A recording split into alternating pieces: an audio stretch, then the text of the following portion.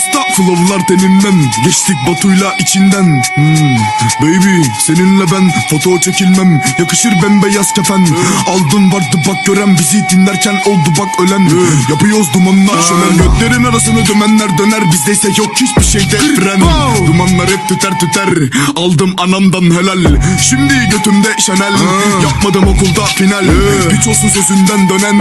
Zengin olmadan ölen. Spora gitmedim ama öğrenir. Paralar cebimde epey bir kalın. Kahve içmeden de baktım falı. Şimdi yanımda güzel bir kadın. Oralara kadar attım bin adım. Şimdi ise arkama bakamam canım. Ayakkabım üstüm buz gibi kanım. Azer baba söyle dardayım. Batu Flex'e 5 rally.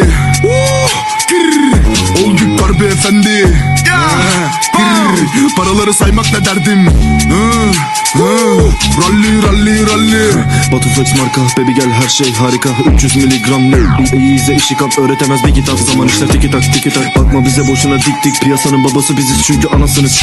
Binlerce mesaj, milyonlarca stream. Seni getireceğim suyu deresinden. Söylediğin bir bok olmaz diyen öğretmenime. Maaşını kazanıyorum 3-5 günde. Kolay değil dostum olmak yerimde. Stüdyodaydım sabahın köründe. Para lazımdı ve acele tıkır tıkır işler ateme. Boş lafa tutma gelelim sadede. Asosyalim bebek, işim yok kafede. Şarkıyı attık oldu yine milyon. Tavrımız çok garip biliyorsun.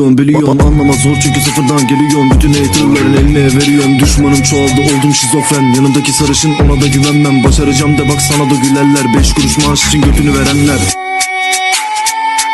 Batu Flex'e 5 rally.